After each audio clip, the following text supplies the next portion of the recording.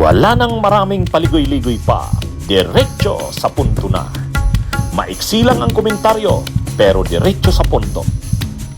Maraming kuro-kuro, may tiwali, may totoo. Dito, sa puntong diretso tayo. Punto, diretso. Ito mga kabunyog ang topic natin. Kumakalat ngayon ang balita. Granted na raw ang interim release ni Duterte sa ICC. So yan ang topic natin ngayon. Tuwang-tuwa na daw ang mga DDS. Granted daw yung interim release ng Tatay Digong nila. O tingnan nyo mga kabunyog. Granted na ang petition for interim release ni FPRRD. Yan o. Kinakalat yan ng mga vloggers ng DDS, kinakalat ng mga trolls nila, o syempre tuwang-tuwa yung mga supporters ng Duterte. Ano talaga ba ang grinant ba talaga yung interim release ni Duterte? Sa totoo lang ganito balikan natin ang context. Una, nag-file ng urgent motion or urgent request for interim release ang abogado ni Duterte June 12. Ayun yan mo dyan tayo magsimula. Nag-file ng urgent request for interim release si Nicolas Kaufman June 12. Ano ang pinagmamalaki nila noon? Una, mayroon ng mga bansa, hindi lang daw isa.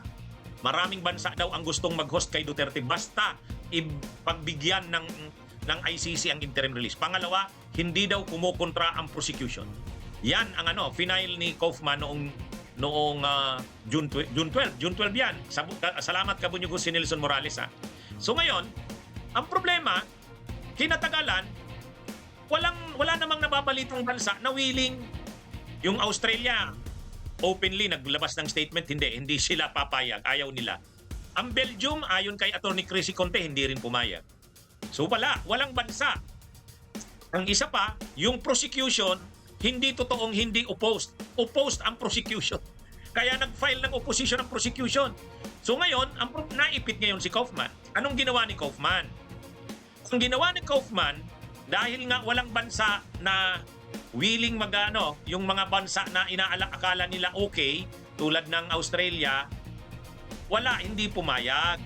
So nag-file ng urgent defense request to suspend adjudication on the defense request for interim release. Okay? Ginawang publiko yan. Okay? So sa madaling sabi, ang ginawa ni Kaufman, nag-file siya ng request na isuspend muna ng ICC yung pag-decide. Okay? Kumbaga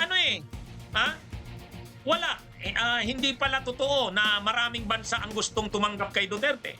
Pangalawa, yung prosecution pala, hindi naman totoong hindi mag-o-oppose. Opposed pala. So anong ginawa? Anong ginawa ni Kaufman? Nag-file siya ng urgent defense request to suspend adjudication on the defense request for interim release. Yan ang kumpletong title Ibig sabihin, ang hinihiling ni Kaufman, yung request niyang urgent noong June 12 na interim release, pinapasuspend niya muna ang adjudication. Anong ibig sabihin ng pinapasuspend ng adjudication? Nakikiusap siya sa ICC na wag na munang desisyonan yung request niyang interim release. Nakuha niyo mga kabunyog, mga kababayan?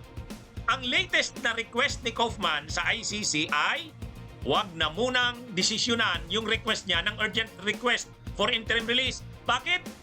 Bakit nag-request siya nun? Kasi may mga bansa nga, hindi niya pa malinaw kung sinong bansa talaga. So, pag tinanong kasi siya ng ICC, pre-trial chamber, okay, anong bansa ba yung pumayag? Wala naman siyang maibigay. Anong ginawa ni Kaufman?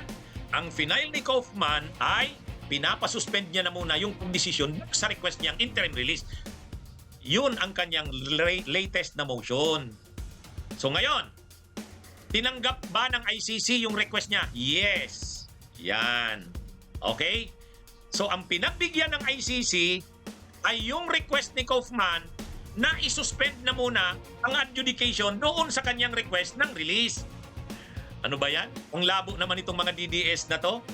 O ganito balikan ko lang. Alam nyo, kailangan pasimplihin natin June 12, nag-request si Kaufman, urgent request, interim release. Ang problema, lumalabas, walang siguradong bansang tatanggap. Pangalawa, yung prosecution, hindi totoong hindi opposed. So nakikita na ngayon ni Kaufman, parang madideny yata ang request ko. Parang madideny. Kailangan, tanggapan niya. Pag nag-desisyon ng ICC pre-trial chamber, denied yung kanyang request for interim release. So ano nang ginawa niya ngayon? nag-urgent request na naman siya to suspend adjudication doon sa request niya for interim release. Ito na nga yung kinukomentaryuhan ni Roque. Ang sabi ni Roque, nalilito na ako sa iyo, Kaufman. Bakit nag-request ka urgent release for interim release? Tapos ngayon na naman, gusto mo na naman ipasuspend yung pag-decide ng ICC. Ano ba talaga? Oh. So sa madaling sabi, kung magandang balita ngayon na binabalita ng mga DDS, granted yung motion ni Kaufman. Pero anong motion? Yung motion niya o request niya na wag na munang mag-decide ang ICC. Yun lang. Hindi naman yung release ang pinagbigyan ng ICC. Nakuha nyo? O, ipaliwanag ko na sa inyo. Ang pinagbigyan ng ICC, ang granted, ay yung request na wag na munang desisyonan yung interim release. Later na. Kasi may kinukumpleto pa raw na information si Kaufman. Nakuha nyo? Yan yun. Yan yung pinagbigyan. Ano ba yan? Ang gulo naman ito. Ang gulo nitong mga DDS na to. Imagine niyo naman, itong request na ito to suspend adjudication on the defense request for interim release, yan yung pinagbigyan. Okay? Yan yung grinant ng ICC ngayon. Ibig sabihin, naawa na rin siguro kay Kaufman saka kay Duterte. O sige, pagbigyan na natin yan. Hindi pa raw sila preparado ng kanilang mga information. Sige, i-defer na muna natin, i-suspend na muna natin ang pagdesisyon. Anyway, wala namang problema yan. O di pinagbigyan. Kaya, itong balita na to, na granted daw yung interim release, ayan granted na ang petition for interim release ni FPRRD. Ano ba yan? Hindi yung interim release ang granted. Ang granted ay yung, alam mo, ang hirap din talaga magpaliwanag dito sa mga DDS, pero tiyagaan natin, tungan natin silang maunawaan. Hindi ako nagsasawang magpaliwanag sa kanila eh. Yung request na wag na munang desisyonan yung original request na interim release, hindi yun ang grinant. Ang grinant ng ICC ay yung urgent request na wag na munang desisyonan yung interim release. Saka na, may kinukumpleto pa raw silang requirements. Sabi ng ICC pre-trial, okay, sige, bigyan natin. Bunyog, bunyog, halikan na kasama ka. Bunyog, kapag buklod ay may pag-asa. Luzon, Visayas, Mindanao, isa ang pananaw. Sa bagong Pilipinas ang bunyog isisigaw. Bunyog.